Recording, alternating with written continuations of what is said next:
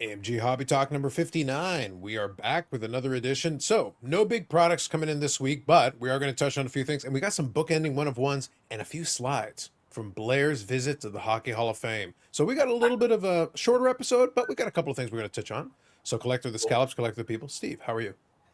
Yeah, I'm doing all right. I'm a little upset. As you can see, I have a different background photo. The Black Friday sale was so insane that someone actually requested to purchase the Taylor Swift picture off my wall. So Terrible. I now have a nice picture of Muhammad Ali. So Yeah, hopefully I can make it through the day. It's not the same, but I'll make it work. Yeah, it's a little bit different. Blair, how are you? I am fantastic for a Tuesday. Amazing. Well, you can see Blair was looking at his phone. He's already a social media influencer that he is. He's trying to talk to the people and trying to connect with T Swift and all his other fans. So there's a lot going on over there. The one follower. Absolutely. So nonetheless, there is a couple of things we'll be chatting on. So the two big ones. So I'll start off with mentioning here. We're going to talk about Black Friday a little bit. We're going to talk about the card show that happened this past weekend. So we had that, and then we'll also spend a little bit of time. We'll show a couple of cards that came in the shop. We'll have a little bit of fun with that. We do have a couple of slides from Blair's visit to the Hockey Hall of Fame, as mentioned. But before I do you guys want to mention any carryover from the Black Friday Cyber Monday sale? Sure. Go ahead there, Blair. Sure. Yeah, we are. Obviously we don't have everything. Obviously we sold out of a few products, but we do have a few carryovers from the Black Friday event. So some great prices on Series 1 tins and blasters. There's a selection of stuff, some Pokemon stuff. We are also running the discount boxes. Every card in there is 50 cents a card. So we're going to run that probably for another couple of days, maybe till the end of the week. If you're looking for stocking stuffers or any kind of not last minute, but almost last minute gifts, come on in, check it out. We got some great prices going still on some selected items, and check out the discount boxes. Yeah, and I think we'll put a time on the discount boxes. Our intention, if all goes well, is first thing Friday morning we'll have we've been building some new discount boxes, so the 50 cents will go to the end of the day on Thursday, and then Friday morning our intention is to put new discount boxes. I think we have about 8 of them ready to go, so there's a good variety of things that will be in there. Fresh stuff. Sounds good. Now, quickly thing I'll mention here as well, I always want to mention the AMG Collectibles eBay store, and you guys can check out auctions Sunday to Sunday that they always run. So I'll quickly show it on the screen there. Link is in the description for you, so if you want to check it out. There are new auctions and new items coming in all the time, so always take a look. You'll always be able to see the auctions. Like I said, it runs Sunday to Sunday, and there's all kinds of stuff. So we got some of the new Upper Deck Ingrained, so you got a couple of remnants there. They're nice looking cards. I actually won one of the Medanos for myself, so some nice looking cards there you can check out. I think there's a Yari Curry right there. And if you scroll through, it's not just hockey. That is obviously predominant given the Canadian side of things, but you got a soccer card there. If you scroll down, you got a UFC card there. You've got a baseball card there. So it is a mix of different things. You want to check it out. You can scroll through. There's new stuff all the time. So if you're checking out, and even a WWE, a Bobby Lashley card there from Immaculate. That's a nice looking card. So he's starting to be featured prominently in there. So you're getting a mix of different stuff. Red PMG. Steve, you're smirking. You want to talk about WWE? Immaculate? I was trying to figure out who that Pop Century character was. That's not Emilio Estevez, is it? Who is that? It is, yeah. That was Emilio Estevez. Awesome. Great coach. Look at you recognizing Emilio. Coach Pompey from Mighty Ducks. Yeah, there you go. Coach, X's and O's guy. There you go. Actually, I think that was in one of my Steve's stacks that I ended up getting. Or I remember pulling it. I'm like, oh, that's Emilio S. Or maybe, I don't know where that came from, but I remember seeing it. Yep.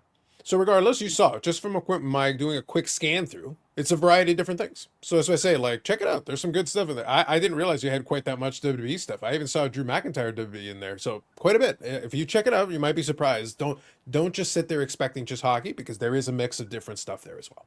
So link in the description to all that. We want to make sure we include that. Now, let me go through what I want to do. Is I want to talk a little bit about, actually, let me do this. I'm going to showcase the cards in the shop, because then I want to spend the rest of the time talking about the Black Friday and the card show, and then we're going to include a little bonus topic there. I don't want to miss it, so let's go into this, and then we'll get into it. So I've got a couple of cool cards to show you. We'll go through them quickly, and I'll include a couple of the images there in the thumbnail as well, so we can enjoy that. But let me go through a couple of these, and it's bookended by a couple of one-of-ones. So if you paid attention to the last live stream, we did showcase this one briefly, and this one's from Ingrained, and it is a Patrick Kane one-on-one. It is an on-card auto with a little piece of the tag. So it's a little bit of the tag in there. That's kind of a cool piece. Yeah. Fun-looking card there. Yeah, and the card actually, you see along the one side there, it looks like there's some chipping. I think it's just the angle that the picture was taken, because in person, the card presents a lot nicer. But it is a thicker card, so you will find little touches. But sure. yeah, definitely isn't the chipping along the side isn't there when you're visually looking at it in person. Perfect. Sticking with Ingrained here, we got a Bobby McCann here, rookie. Again, on-card auto, so it looks good. I appreciate that for these ones, they did include the on-card auto on there, and they did create a little white space for it so that the autograph stands out just a little bit more. A smart choice in terms of design. And I actually think the Leafs were wearing this style uniform the other night, so that thematically appropriate. Let's go here. We're talking about 22 Panini, so National VIP. So these are these come in the card show packs. Yeah. So this was from the National in there. There are some nice cards that can come out of that, though. So you got a Patrick Mahomes here in a PSA 10. You got a lot of the shiny swirls going on in the background, and you've got a multicolor patch piece on there. So I believe that's at a 15 as well, and it's a pop 1. So yeah, there is some comps of similar players, whether it's LeBron James or other high profile athletes, and even though they're the National, they came in the packs at the National, there is some that hold a fairly significant value, and I would think this would be one of them. Mm-hmm. Absolutely. And then they get a nice patch piece given everything, so it works out. Yeah. And then here we've got a dual enshrinements from the Cup. So we got a Johnny Busick and a Bobby Orr, numbered to 25, so pretty good. You got a very young Bobby Orr there in that image. I will say, though, Johnny Busick is not a young man either. Bobby Orr isn't a young man anymore, and Johnny Busick isn't a young man anymore. The Bobby Orr auto has seen a little bit... Bobby is like kind of tailing off a little on that one. The Busick one, though, looks solid. Like that Busick is pretty crisp. I was wondering, I was just going to say that, I was wondering, how sometimes, they sign off-site and manufacture the card. Or was this, do you think he signed it on card, like the card was in these look to be on-card autos on this one. Looks like both are on card as far as I can tell. They are. I'm just wondering if he actually physically had the card in hand when Bobby signed that and he decided to go that way to fit it in, or if he... I'm just wondering if he was at the pub and it was going really well or really badly. Definitely looked like he was sliding off the table when he signed it. Actually, just a side note, you were saying that neither are young men anymore. They were both at the Boston Bruins 100th anniversary game. They both, I think it was Johnny Busick and Bobby Orr. They both did the puck drop, the ceremonial puck drop. So yeah, Johnny is, he's up there in age as well. Yeah, well, regardless, I will say at whatever time he signed this, his autograph's looking pretty clean. I would say Busick's autograph is looking pretty clean on this one. Yeah. Good stuff. All right, so speaking of autographs here, we got a Connor McDavid pageantry. If you've ever seen these pageantry cards in hand, the shine on the outside of it actually looks pretty nice. I do have a Modano in this same design. It looks pretty good, so we got a nice McDavid on-card auto again, so sticking with that theme, so that's pretty good. And then this one is kind of a fun one. We've got honorary engravings from Ingrained. Ed Belfour, 92-93 Chicago Blackhawks. So we got a little piece there. Basically, I think this is supposed to replicate what comes off the Vezina Trophy in this case. So we got the little piece on there. It is kind of a cool-looking, different kind of card design with that little piece put onto it. Pretty good. Yeah. We got a nice patch piece here from Stature. So Mark Stone, numbered to 10. So you got a patch autograph on this one. So we're back to the on-card autos. Again, very good to have these many on-card autos on there. Appreciate it, especially since stickers have become so prominent. Yeah. Very good stuff. Agreed. And this one has a fun little story. So from Synergy, a Matty Beniers. This is a photo variant, 1 of 1 in a PSA 9. And Steve, you had a little discussion with somebody about this. It was kind of an interesting thing you found. Yeah, so I picked this up in Toronto there last month. And so when I got back to the store, I was just online trying to research a little bit or find, comparable players where I could, put an accurate price on it.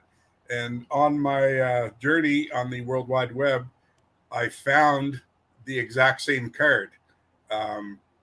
So I messaged I think the guy was in New Hampshire, Vermont, and I thought, well, maybe he sold it and just, forgot to take it off of eBay.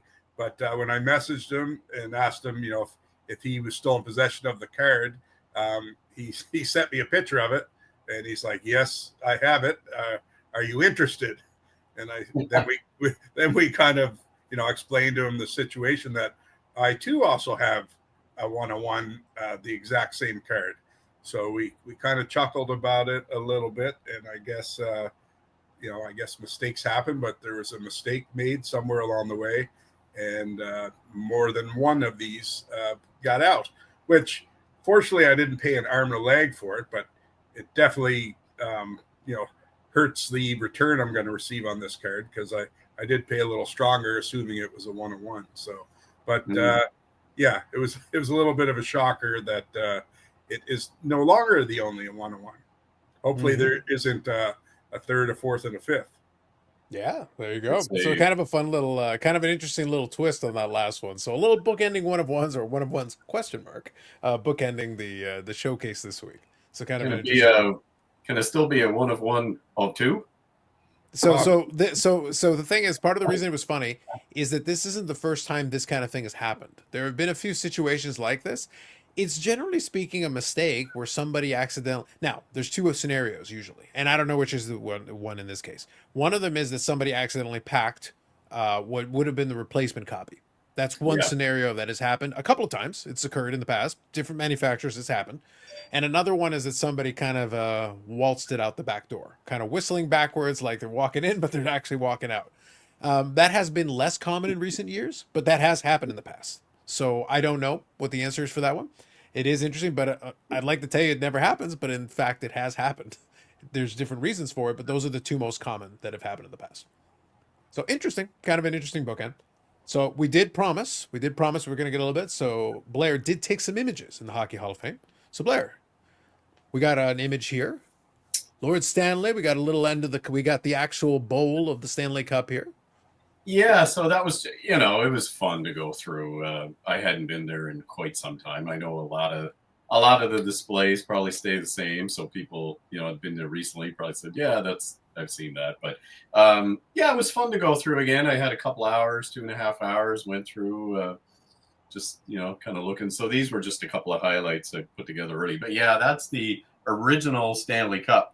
And I think it was presented by Lord Stanley back in the day. I can't see the date again. I forget the date. It might be like is it 1893?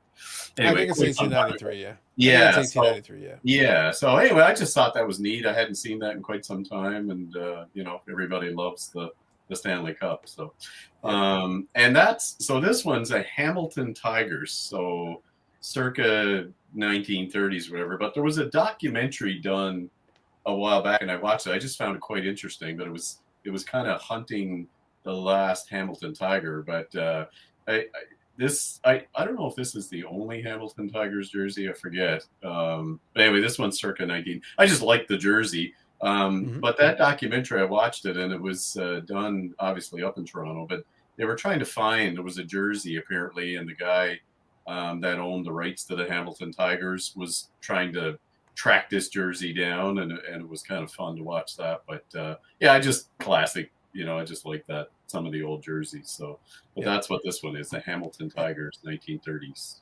Yeah. It also plays into the whole history with Hamilton and sports, because they had this, and then also they had the Hamilton Tigers football team. Because you had the Hamilton Tigers and the Hamilton Wildcats that became the Hamilton Tiger Cats. We're very creative. And the color scheme stayed very consistent. So we had that. So it wasn't unusual for multiple different teams to have the same nickname and same stylings. And you can see the color scheme. If you're familiar with the Ticats, we've kept the color scheme and concept very consistent over the years. Yeah. Jersey looks warm. Absolutely. So that's a very sweater. But listen, given the weather, Steve, I wouldn't mind a sweater like that at this moment, because for layering purposes, this looks solid right here. Yeah. Then we got one more here from the just a little one. Saints. Yeah, that's right. Exactly. Mark Messier. I think he wore this one 77. So yeah, just a cool, hard to get. Sorry, this one was laying flat, so it wasn't hanging. So it was a little tough to get a clear picture. But I just thought that was a unique jersey. I hadn't seen that one in a while. So yeah, Mark Messier worn St. Albert Saints. Yeah, I like when the crest is a little bit more unique. I like the fact that you got the character there on the crest, and then the character apparently needs to tie up their skates. So I like the little details. The little details on there are kind of interesting. They add a little flavor to it. I think it makes it more fun. Yeah. So there you go. All right, Blair. So A good few, job by yeah. you. Yeah, just a few, but yeah, it was fun to do that again. So you know, being a fan of hockey, so it's like the holy grail of hockey memorabilia, or besides collections. But yeah, Yeah, for sure. So we gave Blair a little bit of homework last week, so he did deliver with a couple of images, a couple of fun ones. So some good selections, Blair. He gave us a little bit of something to chat about as well. And I was joking with the guys is that I used to work in the building where the Hall of Fame is. So it's one of those things where I mentioned before, like being down there, but you take it for granted when you're within proximity. I don't live in Toronto, but I live in the GTA outside of Toronto, but we're close enough as you're in striking distance. So after a while, it gets to be old hat being there. But I did take an image during the week, and I sent it to Blair and a couple of us on the text message thread. I was having my lunch, and it was just across from the thing because now when I go to work, it's down the street for me. So literally, I just walk over, and while I'm having lunch, it's right there. Like, hey, there you go. Take a little image and just take a picture. But you do take it for granted when you're close by. It's fun seeing it through the eyes of somebody who doesn't get to see it all the time. So it is nice to be able to see it from their perspective because for them it becomes something different. And maybe this is something we can chat on a future episode if there isn't much going on, Steve. Sometimes when you're too involved in something, and I'm just using this as an example, but if you're too involved in something, you don't completely lose the enjoyment of it, but at the same time, it becomes so common and so regular occurrence that it's you don't see it through the eyes of somebody who still has that full excitement for it because for them it's still new or for them it's they're not seeing it every day. So they're always going to look at it from a different perspective. Sometimes it's fun to see it through their eyes though because it kind of okay, yeah, actually that's it's good to know. Yeah, absolutely. Go ahead, Blair. no, sorry, yeah, no, exactly. And like I said, I probably stated that, but it had been, gosh, I don't know, maybe 20 years. Myself and my wife were downtown Toronto for a concert, maybe or something, and I got to go. So, yeah, exactly. To me, it was kind of like new. Like, I mean, I had memories of seeing, you know, the hall with all the major cups, like the Stanley Cup and stuff like that. That I had remembered, but a lot of the displays I kind of had, you know, either forgotten or it just was kind of new to me again. So it was a bit, you know, and then when you sent me that picture of you in front of it, it kind of threw me right back there. I was like, geez, I was just there. That's cool. But no, exactly. When you have it, you know, sometimes it becomes second nature. And when you haven't kind of been there for a bit, it was all really fresh and new. So it was fun. Yeah. Yep. And even if you're not a hockey fan, one thing you should be able to appreciate is the NHL trophies are amongst the most beautiful there is. You can argue back and forth about it, but collectively, all those trophies they really are impressive, especially to see them all in one place. It is, you know, kind of a bit of a jaw dropper. Yeah, it was, and the setup they have there, you know, the room with all the cups and the Stanley Cup is highlighted obviously at the back. That was impressive. Hard to get a great picture of that because it's such a big space, but I did get a picture of the Stanley Cup, but and my picture with the Stanley Cup, so that was kind of neat. But there is one of those, but it's probably lost on a scan disc somewhere. There you go. Perfect. From Sounds years good. ago. So yeah. so good to get that mentioned there. So let's talk about one thing, and then we'll touch on one more topic before we take off. So first, obviously, Black Friday, the card show as well. So how did the Black Friday go? How did you encounter traffic? What was going on with it? How'd it go? Well, being that Black Friday ended on Friday, I'm still exhausted from it. So it gives you an indication how busy we were on the Friday and the Saturday. It was a 72-hour. Let's just say we all earned our keep. It was packed. Like it really was packed. Even regular customers, you know, that know we're fairly steady, but they would come in and just kind of like, you know, pull one of us to the side and just be like, holy cow, like it's really busy. And it was full on. And then, of course, it led right into our trade night.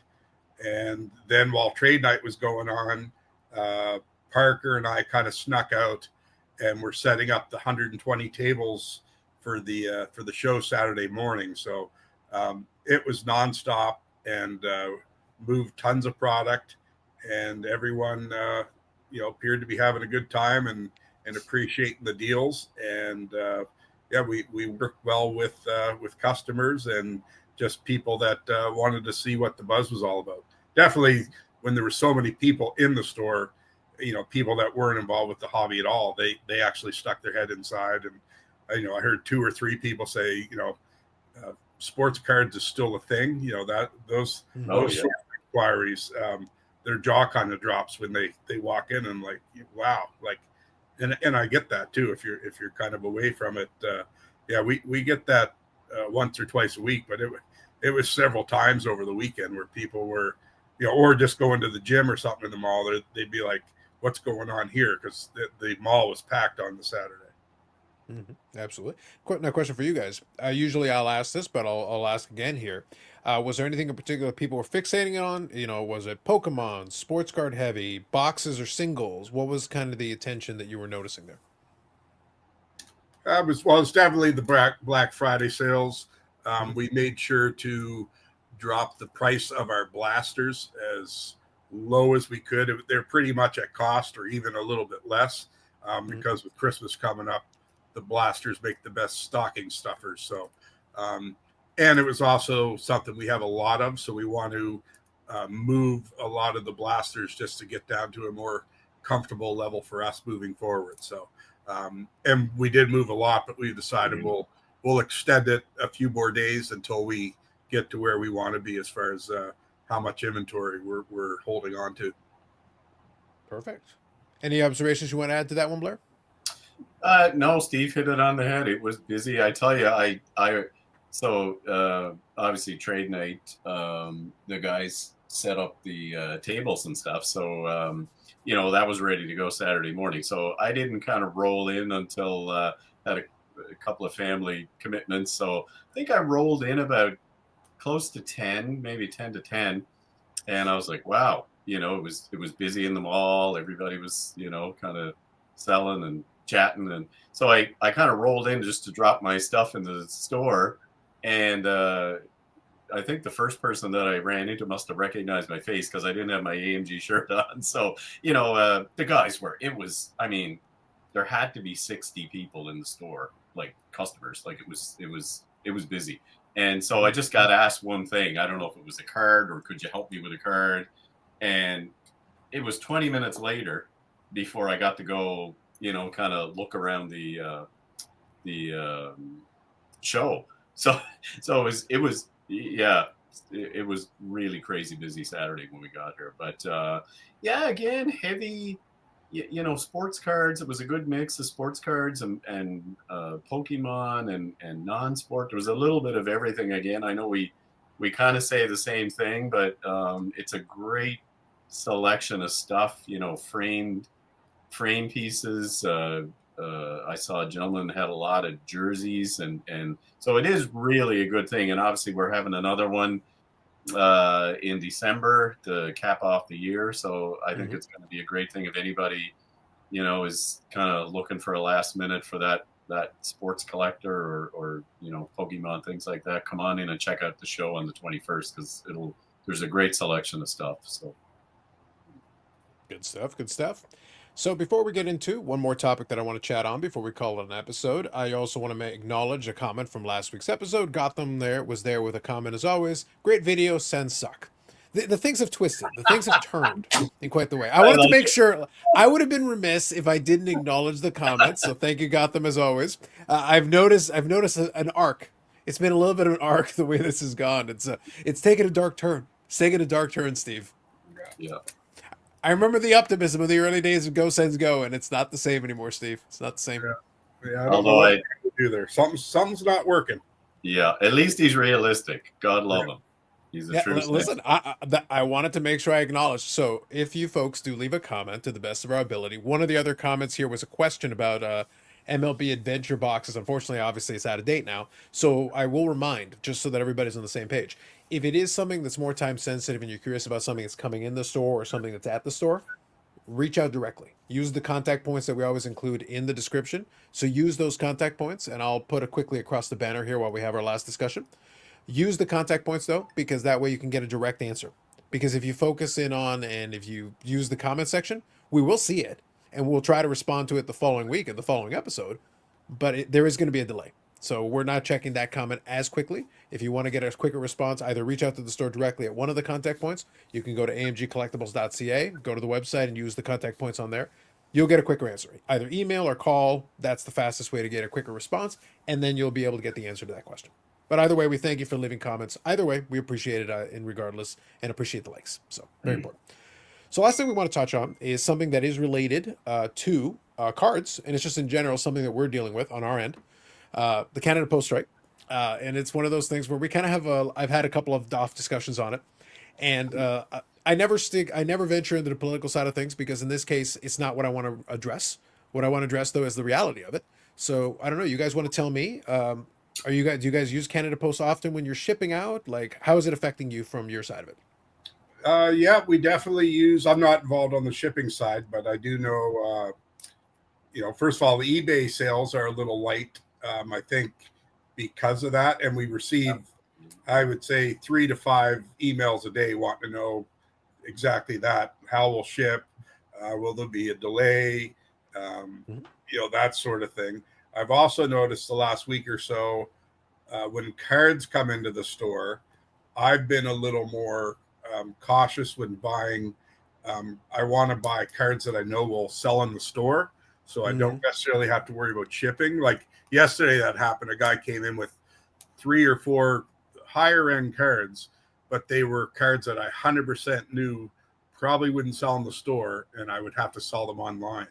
And then I didn't buy them for that reason because I just didn't feel like messing with it, to be honest. Right now I'm looking for, whether it's Canadian teams or just, players I know that are going to sell. These were like some nice cards, nice patch autos, but I 100% knew it would be going to the American market. And for the time being, and when I said that to the customer, he responded with the exact same comment. He goes, "Yeah, that's why I'm trying to sell them to you." So, so there is a little bit of hesitation, but most customers understand too. There'll be a little bit of a delay, but I would say it hurts a little bit. I don't know how much yet, but definitely hurts a little bit. Yeah, I do sense that because I think it works to your point. I think you touched on the key piece there. It's not that it stops anything; it just basically causes a pause. I can tell you that from Facebook groups that I'm dealing with, some folks that maybe we've been discussing a trade, we're all kind of putting a pause on it because there's no point in finalizing the trade because we know that we're going to be exchanging the things through Canada Post. So right now, while that's not happening, we can't ship it out anyway. And the key here is that it's not something that is valued at a level where I would need to use a courier, because obviously couriers still work if you want to use it. My Amazon packages still arrive because they use private courier. I've got an item that's coming in by Purelator. Well, obviously Purelator's not affected. They're still delivering stuff like normal, but it's got to be something that warrants a courier because there is an added cost to that. That's part of it. It is convenient. They do deliver well, but it's still more expensive than the alternative. Yeah, and then the other thing too, on eBay and that, some people just don't care when they pay for the item, they want it tomorrow. So when it shows up late, they don't care if there's a strike. Then you start worrying about people leaving you negative feedback, and then you have that back and forth with them and apologetic, but at the same time, like there has to be a little bit of understanding here. But yeah, some people just don't care. So that can be a little frustrating, because I can't, pony express it to you sort of thing. And by all means, yeah, like you said, if you want to pay more for a courier, things like that. But, when it's a $25 card, you want to pay $40 to have it delivered. It doesn't make sense. And at the same time, people say, yeah, they pay the $40 to ship it. I wouldn't, but again, to each their own. Yeah, I think it just leaves a bad experience. And like I said, my job in this case, our discussion, is not to worry about the implications from the standpoint of perception and everything. I can say definitively there is, as a collector, there is an item that's sitting there currently. And I think I told you guys the story. I forget if I did, or I apologize if I already said it. I had ordered something on eBay and during the time of the expo, and it was in Canada, and they shipped it right on time, no problem there. Although I would have liked it if they shipped it 1 day sooner. So the delivery date, the expected delivery date, was on the Friday that the strike started. That was actually the day it was intended to be delivered. That was the day it was going to be. If they had waited one more day and done the strike on the Monday, I would have my package. And it's just sitting in limbo in a warehouse somewhere. And now the funny thing is, the warehouse is in I think Toronto is where they keep it. I could literally walk over and go get it. I'd be like, "Hey guys," just knock on the door. It's like, "Can I have this?" It's been sitting there now for a couple of weeks, and it's very annoying. Now, at the end of the day, I can live with it. It's not the end of the world for me. But if it is something more pertinent or something you were expecting or whatever, holiday stuff and all that. But from a business standpoint, you just touched on it. There are a lot of items that aren't worth the escalated costs of shipping, and that slows things down. So I think it's slowing down some buyers from buying because they know there would be a delay built in. So even in the case, Steve, where they are understanding, that's giving them pause to order because there's no point in ordering it because there's a delay. So you're basically waiting for the resolution before you even make the order. And I mentioned about the trades. Well, we're all on pause. We know we're going to get the deal done. We're going to figure it out. But there's no point in us even engaging and coming to the conclusion because, well, now I'm sitting on it. If it's not worth shipping by courier, that's not worth finishing the transaction yet. So a lot of people are trying to do in hand or whatever the case may be. If you can hand over the cards directly, then that's great. Otherwise, everyone else is just sitting back and waiting. I know some American friends who are kind of holding back shipments. The USPS has stopped taking things to Canada because they're waiting. So everybody's on standby. We're all just with bated breath, sitting here waiting for the moment that it gets resolved, and then we'll see. There might be a bit of an influx for some things. There was going to be an influx for other things that people may have found alternate arrangements already. But it has been impactful. One way or the other, it's been impactful. Absolutely. Yeah, and it's business as usual. But like you said, in the back of your head, you just keep a few things in the back of your mind on, like, again, what you're purchasing, where it might end up, and hopefully they get this darn thing over with sooner than later. Yeah, that's fair. So yeah, we wanted to touch on it briefly just for a couple of minutes because it is relevant. It is something that is impactful to what's going on. It's not just AMG; it's anybody else that sends items through there. Even somebody out like me at my level, just operating a small eBay store. Well, I'm in the same boat. I would usually print out the little label and slap it on there, and it's like, and that's great. But if it's not available, then it's not worth it. And I know some folks are sitting back waiting for that to get resolved before they start ordering because otherwise, yeah, you just wait. There's a couple of eBay sellers that are like, "Hey, sorry." At least they got it in front of it. They say, "Hey, look, sorry, I put it in the mail already." But obviously, you know what's going on. But communication, I think, is going to be key for a lot of those sellers. That's the best you can do. That's all you can do. Nothing we can do beyond that. But anyway, so just some food for thought. So anyway, that covers this episode. We'll be back next week for episode 60. We'll hopefully have some fun things to talk about as well. So thank you to Blair for fulfilling his obligation and giving us the slides we so desperately needed. So that was very important. We had that on there. And thank you to Steve, Collected the Scallops, Collected the People.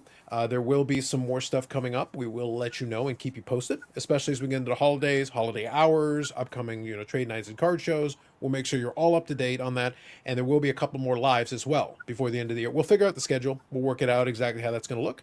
But otherwise, hopefully everybody's enjoying the beginning of the holiday season because now we're in December. Now, okay, we can kind of acknowledge it. It is getting a little chillier out there. Keep the Christmas music to yourself, though. I can't. I don't need that. We're okay. It's fine. Steve, some Tragically Hip in the store. Just go Tragically Hip. Just hit play. It'll be fine. Absolutely. Oh yeah, one last thing too. We have to say happy birthday to Sherry. Yes. Yesterday was her birthday, but anyway, she makes this place work. So I guess we need to wish her a happy birthday from all the AMG universe. Nice. Well played. Well played. Very good. So we'll leave it at that. So thank you, gentlemen, for joining me for this one. Thank you all for checking it out. If you want to leave a comment again, we will acknowledge in the future. If you could hit the like button for the engagement, we would appreciate that. These ones do come out in audio as well, but if you want to get the latest and greatest, the quickest, is through the YouTube channel. That is the best way. So for all of us, thank you very much, and we will catch you in the next one.